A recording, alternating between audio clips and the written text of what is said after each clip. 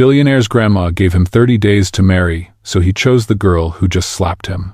Hello everyone, before we begin today's story, I have a small favor to ask. Please hit subscribe and turn on the notification bell so you never miss our channel's new videos. It is quick, free, and the best way to support us in bringing you more dramatic stories like this one. Your support truly means the world to us. And let me ask you something, where are you watching from right now? Drop your city or country in the comments below. Thank you so much. Now let us return to our main character. The sound of the slap cut through the hotel lobby like a gunshot. Ethan Blackwood felt it before he processed it. The sting across his cheek, the sudden silence, dozens of eyes freezing mid-glance, mid-step, mid-whisper. A crystal chandelier shimmered overhead, catching the moment like a spotlight that refused to turn away. The woman standing in front of him did not apologize. She did not tremble. She did not step back. Her hand was still raised. "Do not ever touch me again," she said, her voice steady, low, and sharp enough to leave a second mark. Ethan straightened slowly. He was used to power-bending rooms. He was used to people lowering their voices when he entered, adjusting their posture, their tone, their expectations. As the youngest billionaire CEO in the city, he had learned that silence often followed his name. But this woman did not care who he was. She had mistaken him for another arrogant man who thought a smile and a suit were permission. And when he crossed a line, she responded without hesitation. The woman turned and walked away, her heels striking marble with controlled fury, leaving behind a room that could not decide whether to breathe again. Ethan touched his cheek, more surprised than angry. Then his phone vibrated. Once, twice. He glanced at the screen and felt something colder than the slap settle into his chest. "Grandmother," he answered. Ethan, the voice on the other end, said calm and unyielding. "You have 30 days. He closed his eyes. 30 days. You will marry," she continued, "or you will step down from the board, the trust, the company. Everything your grandfather built will pass to someone who understands family." Ethan said nothing. "I am not asking," she added. "I am informing you." He stood there as the lobby returned to life, conversations resuming in hushed tones, curious glances following him like ripples after a stone hit water. 30 days to find a wife. Not a girlfriend, not a companion, a wife. He had built a billion-dollar empire by controlling risk, predicting outcomes, and never letting emotion dictate strategy. Love was inefficient. Marriage was a liability. And yet, his grandmother had tied his entire future to a ring and a signature. Ethan turned slowly, scanning the room. And then he saw her again. The woman who had slapped him. She stood near the exit, one hand gripping the strap of a worn leather bag, shoulders tense, but proud, as if she expected the world to challenge her again and was ready for it. Something dangerous crossed his mind. Not attraction, not desire, desperation. She was not polished, not impressed, not afraid, and most importantly, she had no idea who he really was. Ethan adjusted his cufflinks, squared his shoulders, and took a step toward her, toward the only person in the room who had just proven she would never bow to him. 30 days. If he had to marry someone, it would not be a woman who wanted his money, his name, or his power. It would be the woman who had just slapped him in front of everyone and walked away like she had nothing to lose. And for the first time in his carefully controlled life, Ethan Blackwood realized he was about to make the most reckless decision of all. The elevator ride to the top floor was silent, except for the soft hum of ascent and the steady rhythm of Ethan Blackwood's breathing. By the time the doors opened into his private office, the sting on his cheek had faded. What had not faded was the sentence his grandmother left hanging in the air. "You have 30 days. Ethan loosened his tie and crossed the floor to the glass wall overlooking the city. 42 stories below, traffic moved in neat lines, obedient, predictable. He had designed his life the same way. Every acquisition calculated, every risk measured, every relationship optional. Marriage did not fit anywhere in that system. He had been married once before. Not legally. Emotionally. And it had cost him more than money ever had. Since then, he had learned the lesson the hard way. Love distracted, attachment weakened, and the moment you gave someone leverage over your heart, you lost control. That was why his grandmother's ultimatum was so dangerous. Eleanor Blackwood was not cruel, she was strategic. She believed power without roots was fragile. She had built her influence not only on wealth but on legacy. Bloodlines. Continuity. To her, a man without a wife was a man without an anchor. Ethan picked up the framed photograph on his desk. His grandfather stood beside Eleanor, her hand resting on his arm, both of them younger, fiercer, united. The company had grown from a steel warehouse into a global empire under their partnership. That was what Eleanor wanted him to replicate. Not love. Stability? 30 days meant no time for vetting, no time for appearances, no time for sincerity. Any woman he approached now would see desperation written across his balance sheets. They would negotiate, they would perform, they would smile for the cameras and sharpen knives behind his back. He set the photo down and exhaled slowly. Then, against his will, another image surfaced. A raised hand, a steady voice, a woman who did not hesitate. "Do not ever touch me again." She had not asked who he was. She had not looked around for witnesses. She had not waited for permission. She had acted. That alone set her apart from every socialite consultant and board-approved candidate his grandmother would parade in front of him. Ethan turned away from the window and grabbed his jacket. Across town, the woman who had slapped a billionaire was already trying to forget him. Her name was Claire Morgan, and she was late. Late to her second shift. Late on rent. She pushed through the back door of a small neighborhood restaurant, tying her apron as she moved her mind, replaying the moment in the hotel lobby with unwanted clarity. The slap had felt inevitable. Necessary. Still, the adrenaline lingered, buzzing under her skin. She hated places like that hotel. Polished floors. Polite smiles. Men who mistook confidence for entitlement.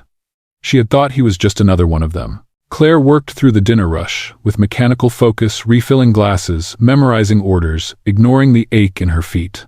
By the time the last customer left, the night had pressed in heavy and quiet. She sat at the counter, counting tips, doing mental math she already knew the outcome of. Not enough. Her phone buzzed. Unknown number. She stared at the screen, then declined the call. A second later, a text appeared. "This is Ethan Blackwood. I owe you an apology. And I need to speak with you." Claire laughed softly, shaking her head. Of course. She slipped the phone into her bag and stood unaware that the man she had slapped was already standing outside, watching the light above the restaurant flicker, knowing that for the first time in his life, the clock was not on his side. And if he was going to survive the next 30 days, he would need a woman who had nothing to gain from saying yes, and everything to lose by saying no. Claire Morgan noticed him the moment she stepped outside. The street was quiet, the kind of quiet that came after a long workday when the city finally exhaled. The neon sign above the restaurant buzzed softly, flickering like it had been debating whether to stay on or give up. Claire adjusted the strap of her bag on her shoulder and stopped short. He stood across the street, hands in his coat pockets, posture straight but not aggressive. He had changed since the hotel. No suit jacket, no polished arrogance. Just a dark coat, rolled sleeves, and a face that looked careful. She recognized him immediately. Her jaw tightened. "You have got to be kidding me," she said aloud, more to herself than to him. Ethan crossed the street slowly, making sure not to rush her. He stopped a few feet away, far enough to be non-threatening, close enough to be heard. "I am not here to argue," he said, "or to justify anything." Claire folded her arms. "Good. Because I am not interested." "I know," Ethan replied. "That is why I am here." That earned him a sharp look. He took a breath. "I crossed a line earlier. You reacted the way anyone should. I am sorry." The words were simple. Direct. No legal polish. No public relations tone. Claire studied him, searching for sarcasm, for entitlement, hiding behind good manners. She found none. Only urgency. And something else she could not immediately name. "You followed me for that?" she asked. "No," he said. "I followed you because I need to speak with you. And because you did not take my call." "I did not ask for your number," she shot back. "I know." Silence stretched between them, thick with everything unsaid.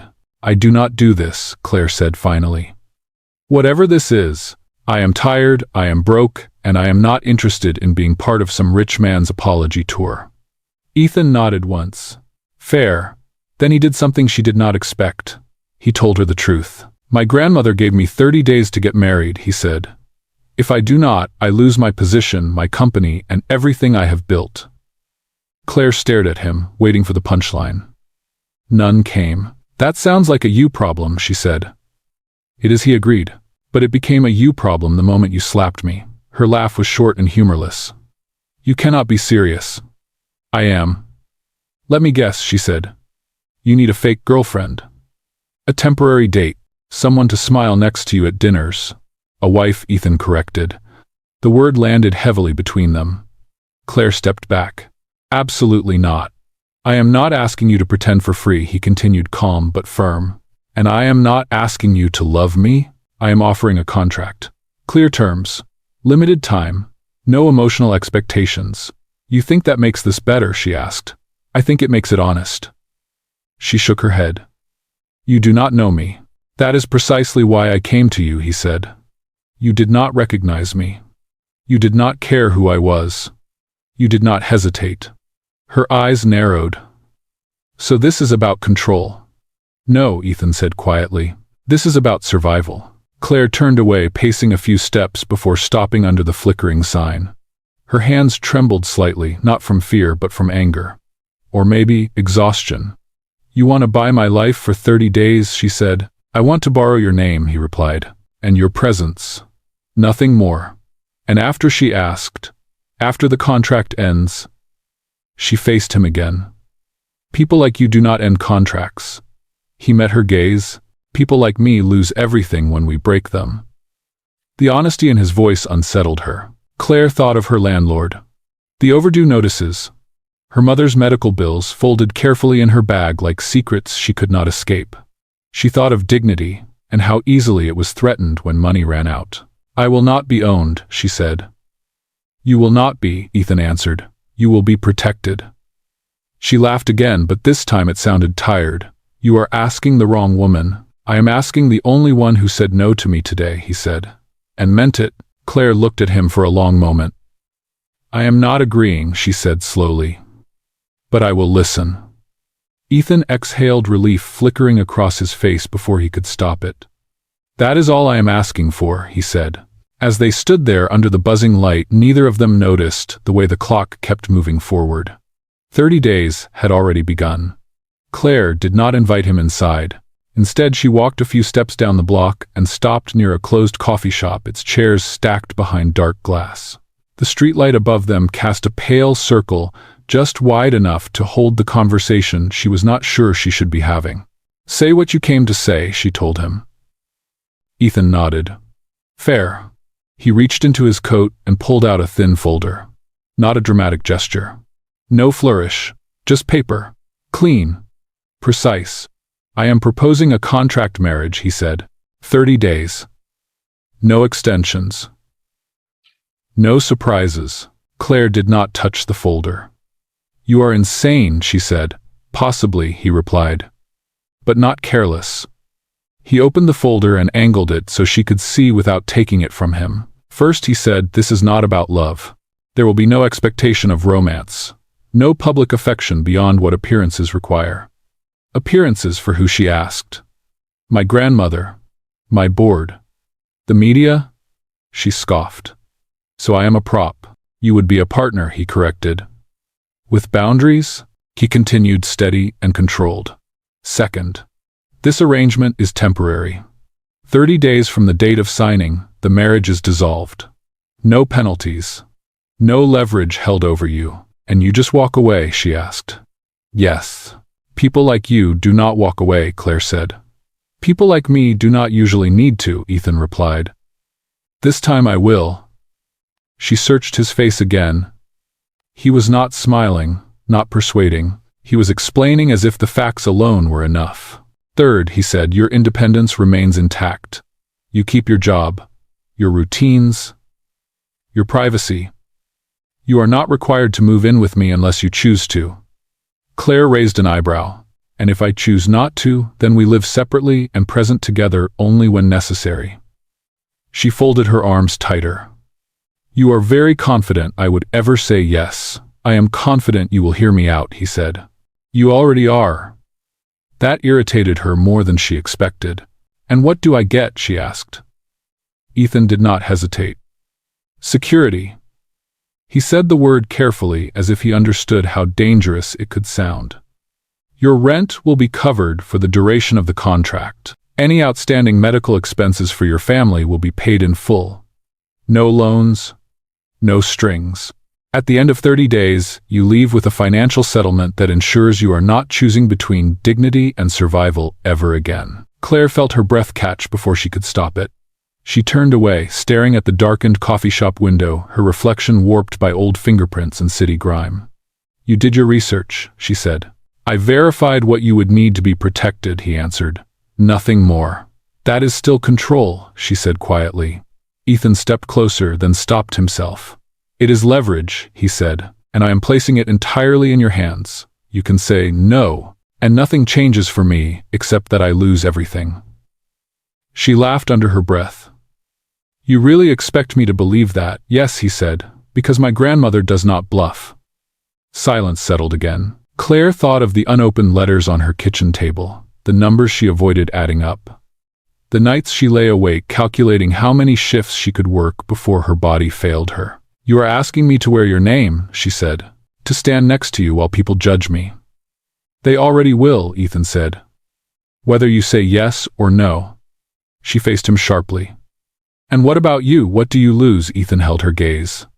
Control, he said. For the first time? The honesty disarmed her more than any charm could have. She reached for the folder, then flipping through the pages without really reading. Legal language, clear clauses, end dates, exit conditions. It was all there. Too clean, too logical. This is a bad idea, she said. I know, Ethan replied. And you still want me? I need someone who will not forget who she is when she puts on my ring, he said. Someone who would walk away the moment I cross a line. Claire closed the folder. She handed it back to him. I am not agreeing, she said firmly. Not tonight. Not like this. Ethan nodded. I would be disappointed if you did. She hesitated, then added, but I will meet you tomorrow. In public. Coffee. No contracts. He allowed himself a small nod. Tomorrow, he said. As they parted ways under the streetlight, neither of them said what they were both thinking. That every rule they had just discussed was already under threat. And the contract had not even been signed yet. Morning came too quickly. Claire barely slept. She lay awake, listening to the radiator knock inside her apartment, the sound syncing with the questions she could not silence. Every time she closed her eyes, she saw the folder in Ethan's hands. Clean pages, clear exits. A promise that felt heavier than any lie. By the time she stepped into the coffee shop the next morning, she had already decided one thing. She would not be intimidated. The place was small and unpretentious, all chipped mugs and scratched wooden tables. The smell of burnt espresso clung to the air like memory. Claire chose a seat near the window and set her bag on the chair beside her, as if marking territory. Ethan arrived exactly on time. No entourage, no assistant, just him. He paused when he saw her, as if waiting for permission to approach. That restraint did not go unnoticed. Coffee, Claire said before he could speak. Sit, then talk. He ordered without argument and joined her, folding his hands on the table, posture careful again. I read the contract, she said. Every word. Ethan nodded. And it is terrifying, she said plainly. Not because of what it asks, because of how easy it would make everything. He did not interrupt. You are offering to solve problems I have been fighting for years, she continued. You say it is protection. But protection always has a cost. It does, Ethan said, which is why I want your consent. Fully. She studied him over the rim of her mug. You are not desperate, she said. You are controlled. And this is the first thing you cannot control. His mouth tightened, but he did not deny it. My grandmother will not budge, he said. The board already knows there is a deadline. Rumors are starting. If I choose wrong, I lose everything. And if you choose me, Claire asked, you still lose something. Yes, he said. But I get to choose what? Silence settled between them, again different this time. Less defensive, more dangerous. Her phone buzzed. Claire did not need to look at the screen to know who it was. Her landlord had been calling since dawn. She flipped the phone face down without answering. "You do not have to explain," Ethan said quietly. "That makes it worse," she replied. "Because it means you already know." She took a breath, steadying herself. "If I say yes," she said, "it is not because I want your money. It is because I am tired of choosing which bill gets paid and which one waits." "You will never have to explain that to me," Ethan said. "And if I say yes," she continued, "there will be rules. I would expect nothing less. No emotional manipulation," she said. "No pretending you get to decide who I am. No public humiliation disguised as tradition." Ethan nodded. "Agreed. And the moment this arrangement ends," she added, "you do not get to claim you saved me." His gaze held steady. "I would never." Claire exhaled slowly. She reached into her bag and pulled out the folded notice she had been carrying for days. "Rent overdue. Final warning." She placed it on the table between them. "This is the only reason I am still listening," she said. Ethan did not touch the paper. "Then let me remove the reason," he said. She laughed softly, a sound edged with disbelief. "You really think 30 days with you will not change me?" "I think it will," he said. "But not in the ways you are afraid of." She stared at him, at the man who had never been told no until yesterday, now waiting as if the entire future rested on a chipped table in a coffee shop. "Fine," Claire said at last. "I will do it." Ethan did not move, did not smile. "Under one condition," she added. "Name it." "This marriage stays fake," she said, "no matter how convincing it looks." Ethan swallowed once. "Understood." She reached across the table and extended her hand. 30 days, she said. "No more." He took her hand, his grip firm but restrained. 30 days, he agreed. Neither of them noticed the barista watching from behind the counter, curiosity written plainly on her face. Nor did they acknowledge the quiet truth settling between them. They had just signed nothing.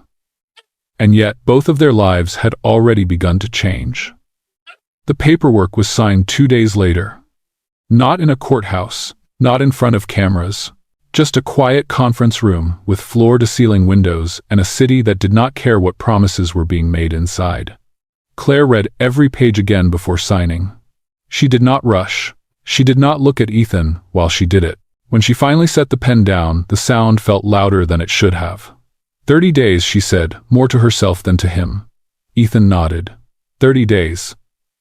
The ring came next. It was simple. No oversized stone. No dramatic sparkle. Just a clean band that felt heavier than it looked when Claire slipped it onto her finger. She stared at it for a moment, then closed her hand as if testing whether it would disappear. It did not. The first week passed in a blur of adjustments. They did not move in together, but the world assumed they had. Photos appeared online within hours of the announcement. Headlines speculated. Comment sections exploded. Claire stopped reading after the third article that questioned her motives. Ethan handled the press with practiced calm. Claire watched him from a distance during their first public appearance together, noting how his posture shifted slightly when she stood beside him. He slowed his steps to match hers. He angled his body without thinking, placing himself between her and the crowd. It annoyed her. It comforted her. They learned each other in fragments. Ethan learned that Claire drank her coffee black and forgot to eat when she was anxious. That she hated elevators but never said why. That she always arrived early because being late made her feel invisible. Claire learned that Ethan woke before sunrise every day, even when he did not need to. That he folded his sleeves precisely twice. That silence did not make him uncomfortable, only exposed. The rules began to blur in small, quiet ways. He brought her a coat during a cold outdoor event without being asked. She fixed his tie before a meeting and immediately stepped back as if crossing an invisible line. Neither of them commented on it. At night, when Claire returned to her apartment, she found her rent notice gone. Not paid. Removed. Replaced by a simple confirmation email. No message. No reminder. She told herself not to be grateful. The first dinner at his grandmother's estate was scheduled for the end of the second week. Claire spent the entire drive rehearsing what she would say, what she would not say, how she would stand when she would smile. Ethan noticed the tension in her shoulders as they passed through the iron gates. "You do not have to impress her," he said. Claire looked at him. "That is easy for you to say." "She will test you," he admitted. "But not the way you expect." The house was old money, quiet. Every surface polished by time rather than effort. Eleanor Blackwood waited in the sitting room posture, straight eyes sharp. She did not rise when they entered. So Eleanor said, her gaze settling on Claire. "You are the woman my grandson chose." Claire met her eyes without flinching. "Yes, ma'am." Ethan held his breath. Eleanor studied her hands, the ring the way Claire stood without shrinking. "Sit," Eleanor said.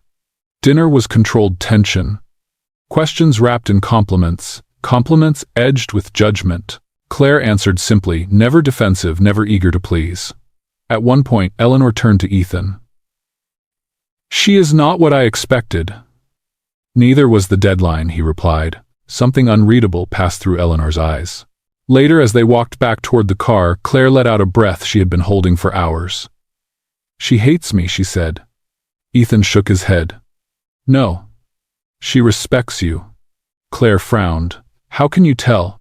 "Because she did not dismiss you." On the drive home, the silence between them felt different again. Less cautious, less distant. When they stopped at a red light, Ethan glanced at Claire's reflection in the window. "You did not have to do that," he said. "Yes," she replied quietly. "I did." The light changed. And for the first time since the contract began, neither of them remembered exactly where the rules ended and something else began. The gala was not optional. Claire learned that the moment Ethan's assistant handed her the invitation with a careful smile and no room for discussion. Black tie. Press confirmed. Board members present. Eleanor Blackwood seated at the center table. "This is a test," Claire said quietly as the car pulled up to the venue. "Yes," Ethan replied, "but not only for you." The ballroom glowed with restrained luxury. Crystal glasses caught the light. Conversations hummed with money and influence. Claire felt every glance before she saw it, the subtle pause when people recognized her face from headlines and whispers. That is her. The waitress. The contract wife. She straightened her shoulders and walked beside Ethan without touching him. Inside, Eleanor watched them approach, her expression unreadable. "Claire," Eleanor said, extending her hand. "You look appropriate." It was not a compliment. Claire took the hand anyway. "Thank you, Mrs. Blackwood," she replied evenly. The evening unfolded like a chess match. Board members circled. Investors smiled too widely. One woman leaned close enough for her perfume to overwhelm. "So tell us," the woman said, eyes sharp, "what exactly do you do?" Claire did not look at Ethan. "I work," she said, "and I do it well." A murmur followed. Some amused. Some offended. Later during dinner, Eleanor raised her glass. "To family," she said. "And to choices made under pressure." Eyes flicked to Claire. The room waited. Claire felt the moment tighten, the unspoken invitation to defend herself, to prove worth, to beg acceptance. She did none of it. "I believe pressure reveals character," Claire said calmly. "And I believe people are more than the circumstances that introduce them." Silence followed. Heavy. Unforgiving. Ethan watched his grandmother closely. Eleanor did not smile, but she nodded once. The real blow came after dessert. As the crowd shifted toward the terrace, a man stepped forward. A shareholder, known, respected, dangerous. "Ethan," he said loudly enough for others to hear. "A word about your arrangement." Claire felt the word hit her like a shove. "Arrangement?" Ethan asked coolly. "Yes," the man continued. "It is impressive how quickly you found a solution. Some might even call it strategic." Laughter rippled. "And some," the man added, eyes on Claire, "might wonder how temporary it is." Claire's chest tightened. This was it. The moment she had prepared for and hoped would never come. She could step back. Let Ethan handle it. Let him protect the illusion. Instead, she stepped forward. "This is not temporary," Claire said. The lie tasted sharp. "This is a marriage," she continued. "And if anyone here believes I am a placeholder, they are welcome to leave that assumption at the door." The man raised an eyebrow. Confident words. "Yes," Claire replied. "Because I do not stay where I am, not wanted." Ethan turned to her startled. Claire did not look back. Eleanor watched everything. The man laughed it off, retreating with a shrug, but the damage lingered. Whispers followed Claire as she moved through the room, some impressed, others sharpened by suspicion. On the terrace, the night air felt thin. That was not part of the plan, Ethan said quietly. No, Claire answered. But neither was being humiliated. He nodded once. You should not have had to do that. I know, she said. But I needed to. They stood side by side, not touching, yet closer than they had ever been. Behind them, Eleanor approached. You spoke well, Eleanor said to Claire. Thank you, Claire replied. You defended your place, Eleanor continued. Even knowing it might cost you. Claire met her gaze. I would rather lose a place than lose myself. Eleanor studied her for a long moment. Interesting, she said finally. When Eleanor walked away, Ethan exhaled. She believes you, he said. Claire shook her head. No. She believes I am not weak. That may be enough. As the gala wound down, Claire felt the weight of exhaustion settle deep in her bones. The performance was holding, but the cracks were spreading. And somewhere in the room, someone was watching too closely. Someone who knew that the marriage had started as a contract, and who was waiting for the right moment to tear it apart. The fallout came faster than Claire expected. 2 mornings after the gala, her phone would not stop vibrating. She ignored it at first, assuming it was another headline, another opinion she did not ask for. But when the messages kept stacking up, when her coworker sent a single text that read, "You need to see this," she finally opened her browser. The article was already trending. Inside Blackwood's marriage, sources claim, union is contractual. Claire felt the blood drain from her face. She scrolled. Screenshots, blurred documents, highlighted clauses. 30 days. Exit terms. Financial settlement. Everything Ethan had promised would remain private, dragged into the light and twisted into spectacle. Her name sat there in bold letters reduced to a roll. Contract wife. She closed the browser, hands shaking. Across the city, Ethan was already in damage control. His office buzzed with voices, legal counsel talking over each other, assistants moving too quickly as if speed alone could fix what had broken. The board demanded statements. The press demanded answers. His grandmother demanded silence. Deny everything, one advisor said. Frame it as speculation, another added. Ethan stood at the window listening, but not responding. All he could see was Claire's face when she found out. He reached for his phone. It went straight to voicemail. Claire did not answer because she could not trust her voice. She left work early, walked the long way home, and let the city blur around her. Every step felt heavier than the last. Not because she was surprised, because some part of her had known. That night she packed. Not everything, just the essentials. Clothes, documents, the ring. She set it on the kitchen table and stared at it for a long time. When the knock came, she did not jump. She had been expecting it. Ethan stood in the doorway, coat half-buttoned, eyes tight with urgency. Say something, he said. Claire stepped aside to let him in, then closed the door behind him. How long did you know this could happen? She asked. Ethan hesitated. I knew it was a risk. Her laugh was sharp. That is not an answer. I did not think it would happen this way, he said. But you thought it could, she replied. And you let me walk into it anyway. He moved closer. I was going to tell you. Today. After it broke, she asked. He stopped. That was not protection, she said quietly. That was control. You decided when I deserved the truth. Ethan shook his head.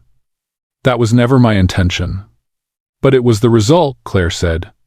An intention does not clean up the mess. She reached into her bag and pulled out the ring. This was never real, she said, placing it on the table between them. Not to you. It was strategy. That is not true, Ethan said too quickly. Claire looked up at him. Then why did I have to find out like this? Silence pressed down on the room. I trusted you, she continued. Not because of the contract. Because you said you would not cross that line. I did not leak it, Ethan said. I know, Claire replied. And that almost makes it worse. He took a step toward her. Do not do this. Do not do what she asked. Leave before you decide. This was never my choice to begin with. She picked up her bag. This ends now, she said. Not because the contract says so. Because I say so. Ethan felt something crack. You are walking away from everything, he said. No, Claire replied. I am walking away from being managed. She opened the door. Claire, he said, voice low. If you leave, my grandmother will assume she was right. She paused, then turned back. This is not about your grandmother, she said. And if you still think it is, then you never really saw me. She left without another word. Ethan stood alone in the apartment, staring at the ring on the table at the silence she left behind. Outside, the city kept moving. Inside, for the first time in his life, Ethan Blackwood realized he had finally lost control of the one thing that mattered, and no contract in the world could bring it back. The board meeting was scheduled for 9 o'clock sharp. By 8:58, the room was full. Executives sat stiffly along the polished table. Legal counsel lined one wall. Phones buzzed with speculation that had already leaked before anyone spoke a word. At the head of the table, Eleanor Blackwood sat perfectly still, hands folded, eyes fixed on the empty chair beside her. Ethan arrived alone. No ring, no wife, no prepared statement. When he took his seat, the room fell silent. We are here to address the situation surrounding Mr. Blackwood's marriage, one board member began. Given the recent revelations, we require clarity. Immediately, Ethan did not look at the papers in front of him. I will give you clarity, he said. But not the kind you are expecting. He stood. This marriage began as a contract, he continued evenly. That is true. It was designed to satisfy a deadline and preserve control. Murmurs rippled through the room. And it failed, Ethan said, because contracts do not protect people. Choices do.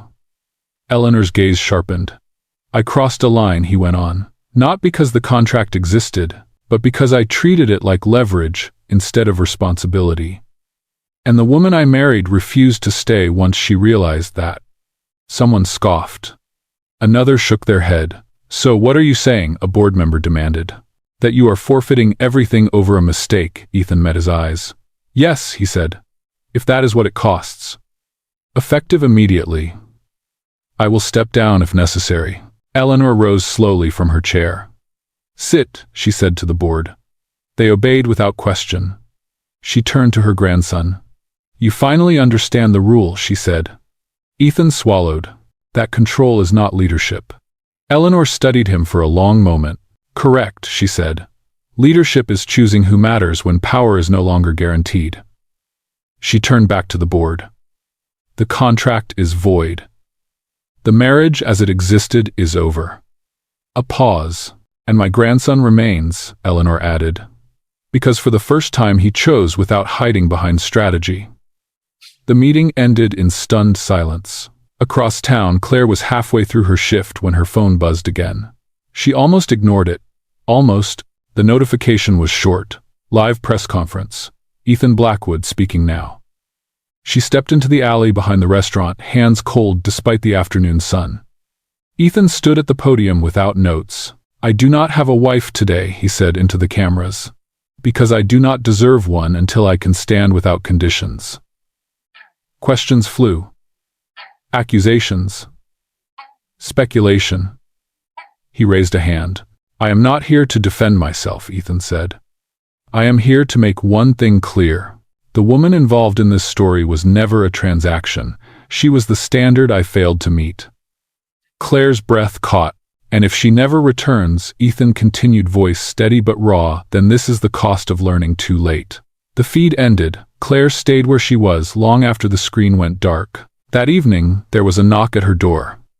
She did not expect him. Ethan stood in the hallway, no suit, no ring, no urgency left to hide behind. I am not here to ask you back, he said before she could speak. I am here to tell you that I ended it. All of it. The contract, the protection, the leverage. Claire studied him carefully. And what do you want now? She asked. Ethan took a breath. Permission. To choose you without conditions. Or to walk away, if you say no. Silence stretched between them, softer than before. Claire stepped aside. Inside the apartment felt smaller than it used to. Or maybe she had grown. You hurt me, she said. I know, Ethan replied. And I will not justify it. She reached into a drawer and pulled out the ring, setting it on the table. This meant nothing, she said. Yes, Ethan answered. That is why I did not bring it back. He reached into his pocket and placed something else beside it. No contract, no terms. Just a simple piece of paper with a single sentence written in his hand. No deadlines, no agreements. Just a question. Claire read it once. Then again. She looked up at him. You are really risking everything, she said. I already did, Ethan replied. I am just being honest about it now. She picked up the paper, folded it slowly, and met his eyes. This time, she said, you do not get to choose alone. Ethan nodded. I would never ask you to. She held out her hand. Then we start here, Claire said, without pretending. Ethan took her hand not as a billionaire, not as a strategist, but as a man who had finally learned the difference. And for the first time since 30 days had ever mattered, neither of them was counting anymore.